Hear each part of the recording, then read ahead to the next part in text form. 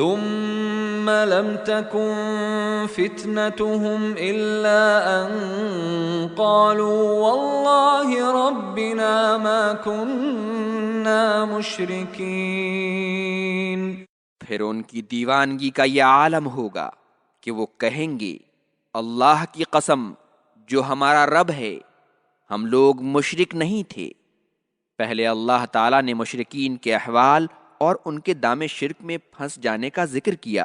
اور اب یہ خبر دے رہا ہے کہ جب وہ قیامت کے دن مشکل ترین حقائق کو اپنی آنکھوں کے سامنے دیکھیں گے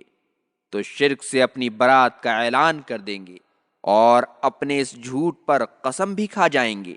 اس قول کے مطابق فتنتن سے مراد کفر ہے۔ ایک دوسرا قول یہ ہے کہ فتنتن سے مراد ان کا جواب ہے، یعنی روز قیامت مشرکین کا جواب شرک کا انکار اور اس سے برات کا اظہار ہوگا، اور دونوں ہی قول کے مطابق ان کا عذر ایک دوسرا گناہ ہوگا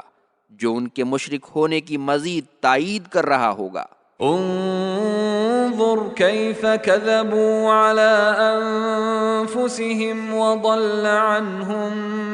ما كانوا يفترون۔ آپ دیکھ لیجئے کہ وہ لوگ اپنے آپ کو کیسا جھٹلا رہے ہیں، اور اللہ کے بارے میں ان کی افطرا پردازیاں آج ان کے کام نہ آئیں۔ اللہ تعالیٰ کہے گا کہ ذرا دیکھو تو صحیح کس طرح یہ لوگ علام الغیوب کے سامنے اپنے مشرک ہونے کی نفی کر کے اپنے آپ کو جھٹلا رہے ہیں، اور کس طرح شرکا کے بارے میں ان کی امیدیں خاک میں مل گئیں، نہ وہ سفارشی بن سکے اور نہ ہی ان کی مدد کر سکے۔ وَمِنْهُمْ مَنْ يَسْتَمِعُ إِلَيْكَ وَجَعَلْنَا عَلَى قُلُوبِهِمْ أَكِنَّةً أَنْ يَفْقَهُوهُ وَفِي آذَانِهِمْ وَقْرًا وَإِنْ يَرَوْا كُلَّ آيَةٍ لَا يُؤْمِنُوا بِهَا حتى إذا جاءوك يجادلونك يقول الذين كفروا إن هذا إلا أساطير الأولين۔ اور ان میں سے بعض آپ کی طرف کان لگاتے ہیں، اور ہم نے ان کے دلوں اور سوچ سمجھ کے درمیان رکاوٹ کھڑی کر دی ہے، اور ان کے کانوں سے سننے کی قوت چھین لی ہے، اور اگر وہ ہر ایک نشانی اپنی آنکھوں سے دیکھ لیں گے پھر بھی ایمان نہیں لائیں گے،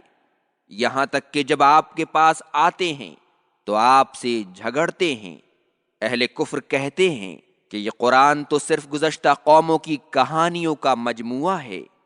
دنیا میں بعض مشرکین کا کرتوت بیان کیا گیا ہے کہ جب نبی کریم صلی اللہ علیہ وسلم قرآن کریم کی تلاوت کرتے تو وہ بظاہر سنتے، لیکن اس سے انہیں کوئی فائدہ نہیں ہوتا تھا، اس لیے کہ وہ اس میں غور و فکر سے کام نہیں لیتے تھے، اور نہ ان کی نیت رشد و ہدایت حاصل کرنے کی ہوتی تھی، اس لیے کہ اللہ تعالیٰ نے ان کے دلوں پر پردہ ڈال دیا تھا تاکہ وہ قرآن کو سمجھ نہ سکیں، اور ان کے کانوں میں ڈانٹ ڈال دیا تھا تاکہ خیر کی باتوں کو سنیں ہی نہیں۔ اس کے بعد اللہ تعالیٰ نے فرمایا کہ جو کچھ ان کے بارے میں کہا گیا ہے وہ قرآن ہی کے ساتھ خاص نہیں ہے، بلکہ تمام نشانیاں دیکھ لینے کے بعد بھی وہ ایمان نہیں لائیں گے، اور یہی کہیں گے کہ یہ سب جادوگری ہے، اس لیے کہ ان کے اندر نہ قوت فہم ہے اور نہ مادہ انصاف، اور اللہ کی نشانیاں اور حق کو جھٹلانے میں تو وہ اس قدر آگے ہیں کہ وہ باطل کا ہر سہارا لے کر آپ سے مناظرہ کرتے ہیں اور کہتے ہیں کہ یہ ماضی بعید کے لوگوں کی اٹکل پچو باتیں ہیں۔ وَهُمْ يَنْهَوْنَ عَنْهُ وَيَنْأَوْنَ عَنْهُ وَإِنْ يُهْلِكُونَ إِلَّا أَنفُسَهُمْ وَمَا يَشْعُرُونَ۔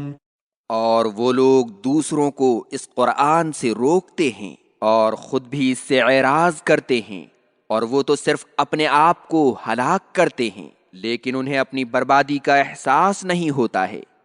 مشرکین مکہ قرآن کریم کی صرف تکذیب پر ہی اکتفا نہیں کرتے ہیں، بلکہ لوگوں کو اس کے پڑھنے اور سننے سے بھی روکتے ہیں کہ کہیں اس سے متاثر نہ ہو جائیں، اور خود بھی غایت درجہ کی نفرت کا اظہار کرتے ہوئے اس سے دور رہتے ہیں،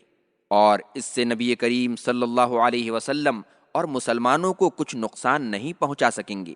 اس لیے کہ اللہ اپنے نور کو مکمل اور اپنے دین کو غالب کر کے رہے گا، جیسا کہ اس کا وعدہ ہے۔ یہ لوگ خود اپنے آپ کو ہلاکت کے دہانے پر لے جا رہے ہیں، لیکن انہیں اس کا احساس نہیں ہو رہا ہے۔ وَلَوْ تَرَىٰ إِذْ وُقِفُوا عَلَى النَّارِ فَقَالُوا يَا لَيْتَنَا نُرَدُّ وَلَا نُكَذِّبَ بِآيَاتِ رَبِّنَا وَنَكُونَ مِنَ الْمُؤْمِنِينَ۔ اور اگر آپ انہیں دیکھیں گے جب جہنم کے پاس لا کر کھڑے کیے جائیں گے تو آپ ان کا حال زار دیکھ کر تعجب کریں گے، تو وہ کہیں گے کہ اے کاش ہم دوبارہ دنیا کی طرف لوٹا دیے جاتے